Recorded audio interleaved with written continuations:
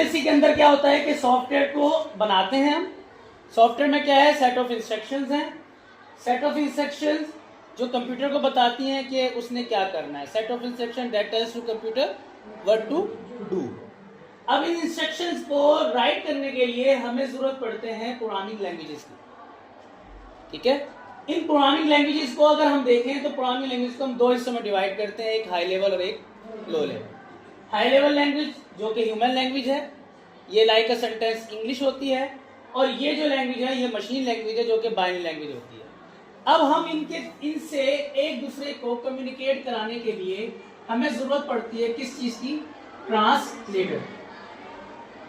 अभी ट्रांसलेटर क्या करते हैं, ये हमारी लैंग्वेज को यानी हाई लेवल लैंग्वेज को लेते हैं और ये लो लेवल लैंग्वेज में कर देते हैं। इस वाली लैंग्वेज को जो हमारी साइड की लैंग्वेज है इसे हम सोर्स कोड भी कहते हैं, सोर्स कोड। और जो ये वाली लैंग्वेज इसका जो बाद में ट्रांसलेट होके आती है तो इसको हम यहाँ पर ऑब्जेक्ट कोड भी कहते हैं, ऑब्जेक्ट कोड। यानी कि सोर्स कोड वो जो हमारी हाई लेवल में लिखी गई प्रोग्राम्स होते हैं, और जो ऑब्जेक्ट कोड है वो कौन से हैं, जो लो लेवल में लिखे गए प्रोग्राम्स होते हैं। अब हमने इन लैंग्वेजेस में देखना है क्या, या ये जितनी लैंग्वेजेस हम दो लैंग्वेज को डिफरेंस किया है, एक हाई लेवल और एक लो लेवल, तो इसमें क्या एक ही लैंग्वेज है जो सारे प्रोग्राम्स लिखती है, या इनमें एक ही लैंग्वेज है 01 जो सारे कंप्यूटर समझते हैं। अब इसका डिफरेंस समझेंगे। जो हाई लेवल लैंग्वेजेस होती हैं इसमें बहुत सारी लैंग्वेजेस हैं जो हमारी हाई लेवल लैंग्वेजेस की लिए इस्तेमाल होती है। जैसे सबसे पहले लैंग्वेज का नाम GW बेसिक, ये स्टार्ट की लैंग्वेज है। फिर उसके बाद C++, जावा, पाइथन, ये हमारी ये हमारा टॉपिक है जो हमने पाइथन को पढ़ना है। ये सारी की सारी क्या है, हाई लेवल लैंग्वेजेस हैं जो कि इंग्लिश के सेंटेंसेस में लिखी जाती हैं, और इसको लिखने का जो तरीकाकार है, लिखने का जो मेथड है वो एक दूसरे से चेंज है। मिसाल के तौर पर अगर मैं आपसे कहता हूं कि खत लिखें उर्दू में, तो आप उर्दू में खत लिखेंगे। मैं कहता हूं लेटर लिखें, तो आप क्या लिखेंगे, इंग्लिश में लेटर लिखेंगे। अब जब आप उर्दू में खत लिखेंगे तो उसका लिखने का जो तरीका है वो चेंज हो जाएगा। अब अज कमरा इम्तिहान और तारीख और फिर प्यारे भाई या प्यारे अब्बू प्यारे अम्मी जो भी जिसका खत होगा, अस्सलाम वालेकुम, और पूरी एक डिटेल के साथ आप खत लिख लेंगे। और जब आप इंग्लिश में बात करेंगे तो फिर टोटल डिफरेंस हो जाएगा। वहाँ पर एग्जामिनेशन हाल, CT ABC, और फिर डेट, और फिर डेयर, और फिर आप उसके सेंटर नीचे जो भी यू आर सिंसियर या जो भी एक्सप्रेस फेथफुल या एक्सप्रेस, तो ये सारी चीज़ें जो है वो लैंग्वेज का एक मेथड होता है, सिंटैक्स होता है, लिखने का तरीकाकार होता है। इसी तरह इन लैंग्वेजेस को जिस डेवलपर ने बनाया उसने जिस तरीके से इसको डेवलप किया, सो उसी तरीके से हमें भी उस प्रोग्राम को लिखना पड़ता है। तो इसलिए हमें इन लैंग्वेज पर अबूर हासिल करने के लिए किस चीज को देखना पड़ेगा, सिंटैक्सिस को। हमें जिस लैंग्वेज को समझना है, पढ़ना है, उसके सिंटैक्स हमें आना चाहिए। हमें पाइथन का सिंटैक्स आना चाहिए, हमें सी का सिंटैक्स आना चाहिए। अगर हम सी पढ़ते हैं, हम जावा समझ रहे हैं तो जावा का सिंटैक्स आना चाहिए। लैंग्वेज तो दो हिस्सों पर डिवाइड है, एक सिंटैक्स है और दूसरा लॉजिक है। लॉजिक वो चीज़ है जिसके जरिए से आप आंसर लेकर आ रहे हो। जैसे अगर मैं आपसे कहता हूं कि आपने 16 का आंसर लाना है, आपके पास 3 वेरिएबल है, आपने 2 ऑपरेटर यूज कर सकते हो, चाहे वो प्लस हो माइनस हो, लेकिन रिपीट नहीं करना। तो आप देखें कि आपके आंसर, बहुत सारों के आंसर सेम हो सकते हैं, मेथड चेंज हो जाएगा, लॉजिक चेंज हो सकती है, किसी भी तरीके से आप आंसर लेकर आ सकते हो। मैथ के सवाल डिफरेंट तरीके से नहीं हो जाते हैं ना, कुछ आसान तरीका होता है, कुछ मुश्किल तरीका भी होता है। अब हमारे पास जो ये वाली जो ऑब्जेक्ट कोड वाला है, तो इसके लिखे गए प्रोग्राम को हम क्या करते हैं, ट्रांसलेट करते हैं इस ऑब्जेक्ट कोड यानी 01 में अंदर। अब हर एक लैंग्वेज का जो ट्रांसलेटर है वो अलग अलग होता है, क्योंकि एक ट्रांसलेटर सब लैंग्वेज को ट्रांसलेट नहीं कर सकता है। इसकी एग्जांपल इस तरह समझ लो, अगर मैं मिसाल के तौर पर उर्दू बोलता हूं और मुझे किसी से बात करनी है, वो सामने अरबिक बोलता है, मुझे नहीं आती, तो हम क्या करेंगे? ट्रांसलेटर यूज करेंगे। इंग्लिश भी नहीं आती, हम ट्रांसलेटर यूज करेंगे। अब जो ट्रांसलेटर है वो क्या करेगा? वो मेरी बात को सुनकर उस तक पहुंचाएगा अरबिक के अंदर, और उसे अरबिक में सुनेगा और मुझे उर्दू में बताएगा। तो दरमियान वालों के अंदर ये खासियत होनी चाहिए कि उसे अरबिक भी आती हो और उर्दू भी आती हो। अब कुछ ही टाइम बाद मेरा कोई चाइनीज आ गया, अब मैं उससे बात करने लगा, मेरे पास तो ट्रांसलेटर है। क्या वो ट्रांसलेटर जो अरबिक उर्दू में कन्वर्ट कर रहा था, क्या वो चाइनीज में कन्वर्ट करके दे सकता है? नहीं दे सकता। मे बी कि उसको चाइनीज आती हो तो दे सकता है, लेकिन उसे दुनिया की हर लैंग्वेज आती हो ये जरूरी नहीं है। तो इसलिए जिस लैंग्वेज का जो भी अगर आपको लेना, आपको इस्तेमाल करेंगे, तो ट्रांसलेटर हर लैंग्वेज का क्या होगा? अपना अपना होगा। तो यहाँ पे ट्रांसलेटर क्या होगा? हमारा अपना अपना ट्रांसलेटर होगा। पाइथन का अपना ट्रांसलेटर है, जावा का अपना, सी का अपना, इन सबका अपना ट्रांसलेटर होता है। ठीक है, अब यहाँ पे ट्रांसलेटर की बात तो हो गई। तो ट्रांसलेटर में जो कोड को ट्रांसलेट करेगा, ये होते कौन, कितने होते हैं, कितनी टाइप है इसकी? दो। कितनी टाइप है? दो। ट्रांसलेटर की दो टाइप्स हैं, एक है कंपाइलर और दूसरा है इंटरप्रेटर। कंपाइलर का मतलब और इंटरप्रेटर का मतलब काम दोनों का सेम है, चाहे इंटरप्रेटर हो चाहे कंपाइलर हो। इंटरप्रेटर क्या करेगा? इंटरप्रेटर आपके जितने भी प्रोग्राम्स की जो कोडिंग है उसको लाइन बाय लाइन ट्रांसलेट करके देगा। यह है इंटरप्रेटर का काम। कंपाइलर का काम जो है वो आपके जितने भी कोड होंगे उसको क्या करेगा? एज अ होल, यानी मुकम्मल प्रोग्राम को एक साथ ही ट्रांसलेट करके दे देगा लाइन बाय लाइन में। और इसमें डिफरेंस ये होगा कि इसकी मिसाल के तौर पर 1 2 3 4 लाइन कोड है, आपने 1 हो गया, 2 सही लिखा, तीसरी लाइन के अंदर आपका एरर था, तो 1 लाइन चल जाएगी, 2 लाइन भी चल जाएगी, 4 भी चल जाएगी। 3 का एरर ये आपको बाद में बताएगा। ये है कंपाइलर, यानी कि first, second, third, fourth. Third में एरर था, फर्स्ट भी चलेगी, सेकंड भी ट्रांसलेट हो जाएगी, फोर्थ भी हो जाएगी, थर्ड नहीं होगी क्योंकि थर्ड में एरर है। जैसे आप लोगों के टेस्ट होते हैं, हम चेक करते हैं ना, तो एरर जहां आ जाता है उसके बाद हम आगे चले जाते हैं, उसको अंडरलाइन कर देते हैं। जस्ट इसी तरह ये कंपाइलर है। अब हम आ जाते हैं इंटरप्रेटर के अंदर। इंटरप्रेटर एक ऐसे ट्रांसलेटर है जो लाइन बाय लाइन करता है। मिसाल के तौर पर अब इसी की एग्जांपल को कंटिन्यू करते हैं। 1 2 3 4 एरर था 3 के अंदर, तो ये 1 को करेगा, 2 को करेगा, 3 में आके क्या हो जाएगा? स्टॉप हो जाएगा। 4 को नहीं करेगा जब तक आप 3 को क्या नहीं करते? शुरू नहीं करते, उसको आप दुरुस्त नहीं करेंगे, ये आगे चलेगा नहीं। तो इसे क्या कहते हैं हम? इंटरप्रेटर कहते हैं। अब प्रोग्राम लिखने के लिए हमारे पास 4 इस्तेमाल होते हैं। जैसे हम प्रोग्राम जब लिखते हैं ना, तो उसके 4 स्टेप्स हैं। नंबर 1, आप प्रोग्राम राइट अ कोड, आप क्या करते हैं? कोड को राइट करते हैं। नंबर 2, आप क्या करते हैं? कंपाइल करते हैं। अब आप कहेंगे कि कंपाइल ये कंपाइलर है? नहीं, कंपाइल यानी ट्रांसलेट करना। ठीक है, आप कंपाइल करते हैं, फिर उसको क्या करेंगे? एग्जीक्यूट करेंगे और देन क्या हासिल कर लेंगे? आउटपुट हासिल कर लेंगे। तो ये प्रोग्राम लिखने का तरीका होता है। तो हमें पहले कोड राइट करना होता है, फिर उसको ट्रांसलेट, फिर एग्जीक्यूट और फिर उसकी आउटपुट लेनी होती है। इंटरप्रेटर, हम जो पाइथन पढ़ रहे हैं उस पाइथन के अंदर जो ट्रांसलेटर है वो इंटरप्रेटर है। यानी पाइथन एक वर्सेटाइल लैंग्वेज है, यानी कि ऐसी लैंग्वेज जिस पर हम एतमाद अच्छा से कर सकते हैं, काबिल एतमाद लैंग्वेज है।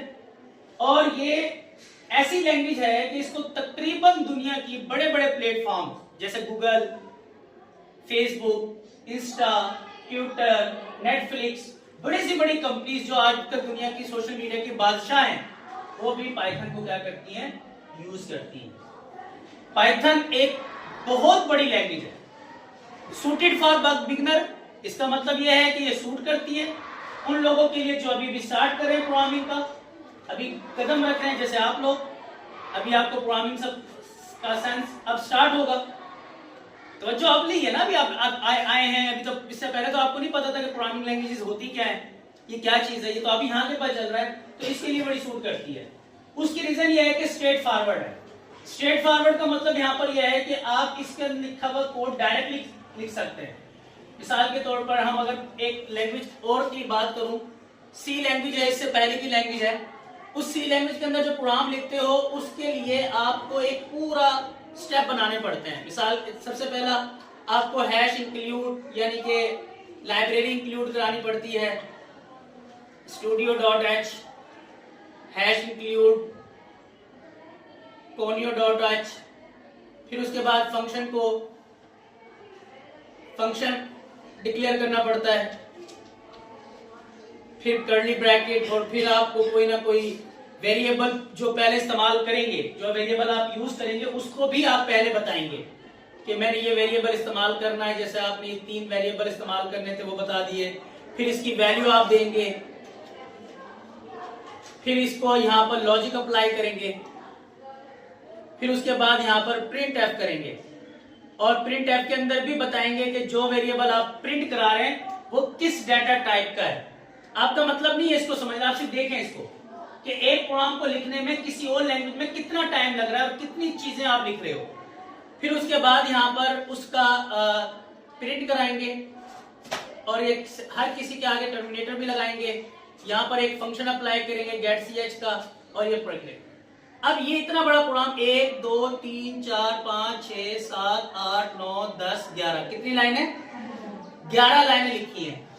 अब इसको पाइथन में लिखते हैं इसी प्रोग्राम को। तो पाइथन में कैसे करेंगे? पाइथन में ये लाइन, पाइथन में ये काम नहीं करेंगे, ये भी काम नहीं करेंगे, ये भी नहीं करेंगे, ये भी नहीं करेंगे, ये भी नहीं करेंगे, और बस ये और ये, यानी ये सिर्फ 4 काम आप करेंगे। पाइथन के कोड में इतनी आसानी से कोड है कि स्ट्रेट फॉरवर्ड है कि आपको बड़ा कोड लिखने की जरूरत नहीं है जैसे दूसरी लैंग्वेज में लिखते हैं। यहां आपने सिंपल क्या करना है, a is equal to 10, b is equal to 20, sum is equal to a plus b, और प्रिंट एफ भी नहीं, सिर्फ प्रिंट ये सम, बस ये हो गया कोड। अब पाइथन इतनी आसान है, इसलिए सूटेड है कि इसका स्ट्रेट फॉरवर्ड कोड है। आप बहुत आसानी के साथ क्या कर सकते हैं, अपने प्रोग्राम को राइट कर सकते हैं। आपने प्रोग्राम राइट कर लिया। ये देखें, इसी प्रोग्राम को अगर हम दूसरी लैंग्वेज में देखें तो कितना लेंथी प्रोग्राम हो रहा है, इसलिए हम कह रहे हैं ये इजी। ठीक है जी। इसके आगे किताब से थोड़ा सा इसको टच कर लेते हैं, बल्कि सारा किताब वाला ही तो है। किताब वाला ही है ना, कोई अलग तो नहीं है, कोई मुश्किल हो रही है? पाइथन को जरा तवज्जो से समझ लीजिएगा, बल्कि हर चैप्टर को तवज्जो से समझे, टेस्टिंग अच्छी करें भाई। उसके बाद है, आगे है setting up Python development environment. अब अपने सिस्टम के अंदर, अपने कंप्यूटर के अंदर आपने पाइथन का जो इन्वायरमेंट की जो बात हमने की है, यानी IDE, इसको आपने क्या करना है, इंस्टॉल करना है। इंस्टॉल करना आसान है, मुश्किल नहीं है। आप अपने कंप्यूटर पर सबसे पहले तो इंटरनेट की अवेलेबिलिटी लेकर आएंगे, फिर उसमें गूगल पे जाके आपने www.python.org ये सर्च करना है। इसकी वेबसाइट आएगी, उस पर आपको क्लिक कर देना है, और क्लिक करने के बाद जो लेटेस्ट वर्जन है उसको आपने इंस्टॉल कर लेना है। ये आए दिन इसकी पाइथन एक कंपनी है, ऑर्गेनाइजेशन, क्यों आए दिन इसमें कोई ना कोई अपडेट आती रहती है, तो इसलिए इसके अंदर चेंज आता रहता है। जो आपका करंट इस वक्त का जो चल रहा होगा, जो अपडेट वर्जन, वो आपने इंस्टॉल करना है। 3.2, 3.3, 3.3 से ऊपर ही जाएगा, मोस्टली 3.5 से भी ऊपर जाएगा, उसको आपने इंस्टॉल कर लेना है। जब आपका इंस्टॉल हो जाएगा तो फिर आपका सिस्टम के अंदर आप अपनी प्रोग्रामिंग करने के एबल हो जाएंगे, फिर आप अपने प्रोग्रामिंग को अपने सिस्टम में कर सकते हैं। तो यहाँ पर एक तफसील लिखा हुआ है कि आपने क्या करना है, इसमें इंस्टॉल करना होता है, कॉन्फ़िगरेशन करनी होती है, necessary software tools and libraries. अच्छा, ये कॉन्फ़िगरेशन का लफ्ज़ पहले भी एक टेस्ट के अंदर भी आया हुआ था, पहले भी आपने टेस्ट में किया है ये इंस्टॉलेशन और कॉन्फ़िगरेशन जो होती हैं, ये आपके सिस्टम के अंदर किसी सॉफ्टवेयर को चलाने की सेटिंग्स होती हैं। जब हम सॉफ्टवेयर को बनाते हैं ना, उसको चलाते हैं, तो हर सिस्टम की अपनी सेटिंग्स होती हैं, उसको उसके मुताबिक सेट करने को कॉन्फ़िगरेशन कहते हैं। हमें सॉफ्टवेयर भी इंस्टॉल करने पड़ जाते हैं सम टाइम। अगर किसी सॉफ्टवेयर को चलाने के लिए हमें स्पोर्टिव सॉफ्टवेयर को इंस्टॉल भी करना पड़ता है, उसको भी हम कॉन्फ़िगरेशन कहते हैं। उसके बाद आता है बेसिक पाइथन सिंटैक्स। आज अब से स्टार्ट हो रही है हमारी पाइथन। पाइथन के अंदर जो बेसिक सिंटैक्स है वो उसका मतलब ये है कि आप पाइथन को लिखेंगे कैसे। सबसे पहले तो हमने एक पाइथन की एक लाइन को प्रिंट कराना है, तो वो कैसे कराते हैं। हमने सिंपल क्या करना है, पहले हमने प्रिंट का लफ्ज लिखना है, ये प्रिंट सिंपल, और ब्रैकेट स्टार्ट करना है, डबल क्वार्ट्स लगाने हैं, और यहां पर आपने जो मर्जिया लिखते हैं, जैसे ICS। अब ये जो डबल कोटेशन में लिखे गए जो वर्ड हैं, ये एज ए इट क्या हो जाएंगे, डिस्प्ले हो जाएंगे। अब ये लाइन डिस्प्ले कराएगा, ये डिस्प्ले कहां कराएगा, ये आपकी कंप्यूटर स्क्रीन पर। जब आप इसको एग्जीक्यूट करोगे तो ये कंप्यूटर स्क्रीन पर क्या हो जाएगा, डिस्प्ले हो जाएगा, ICS। समझ आ गया। तो अगर आपने सिंपल कुछ भी प्रिंट कराना है, बल्कि अपना नाम प्रिंट कराना है, कुछ भी करना चाहते हैं, तो आप इन दो कोटेशन के अंदर जो भी वर्ड लिखेंगे वो आपका क्या हो जाएगा, सेम एज इट प्रिंट हो जाएगा। इसको हम यहां पर बोलते हैं स्ट्रिंग। क्या बोलते हैं, स्ट्रिंग बोलते हैं। तो इस पर आप डायरेक्टली जो भी लिखेंगे वो एग्जीक्यूट हो जाएगा। उसके बाद यहां पर जैसे लिखा हुआ भी है, Python this is my first page. उसके बाद उन्होंने जो टॉपिक दिया है वो है पाइथन कमेंट्स का। कमेंट्स क्या है, ये वैसे तो इनको थोड़ा सा देर से देना चाहिए था, ये स्टार्ट में इन्होंने कमेंट्स का टॉपिक डाल दिया। कमेंट्स को सबसे एंड में रखते ताकि प्रोग्राम समझते तो फिर कमेंट्स समझते। फिर भी मैं आपको बता देता हूँ, मैथ के अंदर जो अक्सर आपने मैथ के सवाल करते हैं, तो मैथ के सवाल के बाद एक साइड पर 3 डॉट लगाकर आप उस सवाल के जो आपने स्टेप लिए होते हैं उसका रेफरेंस बता रहे होते हैं। जैसे कि हमने ये स्टेप इसलिए यहाँ से लेकर आए, तो इससे क्या होता है कि जो चेकर होता है या जो कोई आपके सवाल को पढ़ रहा है वो आसानी से समझ जाता है कि यहाँ पर ये स्टेप लिया गया है, ऐसे लिया है।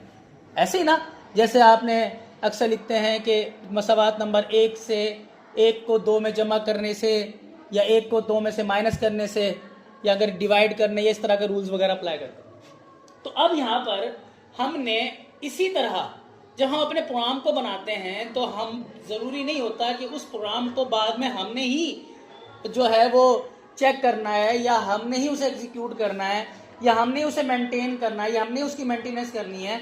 हो सकता है बाद में कोई और प्रोग्रामर करता हो, तो उसके लिए ज़रूरी है कि हम उसको हर एक स्टेप के बारे में बताएं कि हम क्या कर रहे हैं, यहाँ पर मैंने क्या अप्लाई किया है। तो उसके लिए आप जो लाइन लिखेंगे वो आपकी प्रोग्राम का हिस्सा नहीं होंगे, वो आपके प्रोग्राम का हिस्सा नहीं होंगे, लेकिन वो राइट होंगे, लिखेंगे लेकिन वो एग्जीक्यूट नहीं होंगे। इसका मतलब ये भी है कि जब आप किसी भी प्रोग्राम के अंदर कोई भी लाइन आप कहते हैं कि मुझे प्रोग्राम का हिस्सा नहीं बनाना फिल वक्त, तो फिर क्या करना पड़ता, उसको डिलीट करना पड़ता। फिर जब आपको दोबारा बनाना पड़ता तो फिर दोबारा राइट करना पड़ता। इससे बेटर यह है कि आप उसको डिलीट ना करें, उसको कमेंट करें। ठीक है, कमेंट करने का तरीका कार क्या है, कमेंट, क्योंकि ये हमारी जो प्रोग्रामिंग होती है वो लाइन बाय लाइन होती है, स्टेटमेंट बाय स्टेटमेंट। एक स्टेट देखें, 1 2 3 ये स्टेटमेंट है। अब इसी में समझ लेते हैं, अगर मैं चाहता हूं कि ये जो लाइन है इसको मैं कमेंट करना चाहता हूं, तो मैं इसको क्या कर दूंगा, कमेंट कर दूंगा। चलो मैं इसको यहां पर कर लेते हैं। मैंने यहां पर क्या किया, सम प्रो a मल्टीप्लाई b, और मैंने यहां पर प्रिंट कर दिया प्रिंट सम और प्रिंट प्रो। अब ये दो आंसर मुझे मिलेंगे, ऐसे ही ना, 2 आंसर मिलेंगे। मैं चाहता हूं कि मुझे सिर्फ सम मिले, प्रो ना मिले। अब मुझे क्या करना पड़ेगा, प्रो को मिटाना पड़ेगा ना। लेकिन कमेंट्स कहता है कि आप इसको मिटाएं ना, बल्कि क्या करते हैं, इसको कमेंट्स करें। अब सिंगल लाइन को कमेंट्स करने का तरीका होता है कि आप उस लाइन को क्या करें, पीछे हैश लगा। अब इधर भी हैश लगा दिया। अब ये जो 2 लाइनें हैं ये प्रोग्राम का हिसाब नहीं है। जब आप इसे एग्जीक्यूट करेंगे तो एग्जीक्यूट नहीं होंगे। इस हैश के लगाने से ये 2 लाइनें एग्जीक्यूट नहीं होंगी। अब जब आप इसको हटा देंगे तो ये प्रोग्राम का हिस्सा बन जाएंगे। अब आप इसको एग्जीक्यूट नहीं करना चाहते तो आप इसके आगे पीछे लगा दें। अब ये सब की जो है वो आपकी लाइनें प्रिंट नहीं होंगी। ठीक हो गया। तो इस तरीके से हम क्या कर सकते हैं, हम अपनी लाइन को स्किप कर सकते हैं अपने प्रोग्राम के अंदर से जबकि वो लिखी हुई भी हो। ठीक है, ये था सिंगल लाइन। मल्टी लाइन भी होता है। मल्टी लाइन का मतलब है कि आप एक से ज्यादा लाइनें भी कर सकते हैं। आपके हैश हैश हैश लगाना, क्यों बात समय ऐसा होता है कि बहुत ज्यादा बड़ा प्रोग्राम जो है वो लेंथी प्रोग्राम होता है, उसको ही आप एग्जीक्यूट नहीं करा रहे, या उसके दरमियान में कोई कोड है 1200 लाइनों का, 1 लाख लाइनों का कोड है, प्रोग्राम है आपका। क्योंकि सॉफ्टवेयर जब बनते हैं उसकी लाइनें ऐसी होती हैं, लाखों में भी हो सकती हैं, हजारों भी हो सकती हैं। अब आप क्योंकि हर यही तो आप यूज करते हैं, मेथड यूज करते हैं, टेक्निक यूज करते हैं, फंक्शन यूज करते हैं ताकि अपने कोड को कम से कम लाइनों में लेकर आए। जब जितनी कम से कम लाइनों में लेकर आएंगे, ऑब्वियसली बात है, देखिए जितना काम कम उतनी गलती कम, जितना काम फैलाओगे उतनी गलती ज्यादा होगी। तो अब इसलिए हम अपने कोड को कम से कम करने की कोशिश करते हैं ताकि एरर कम से कम हमें मिले। तो अब हमारे पास जब हम मल्टी लाइन की बात करेंगे तो फिर सिंपल तरीके से क्या करेंगे, जैसे मैं पूरी लाइन को ही नहीं करना चाहता तो आप 3 टाइम क्वाड्स यहाँ लगा देंगे, 3 टाइम क्वाड्स यहाँ लगा देंगे। इससे क्या होगा कि ये पूरी की पूरी लाइनें क्या हो जाएंगी, कमेंट चली जाएंगी और अब ये कोई प्रोग्राम एग्जीक्यूट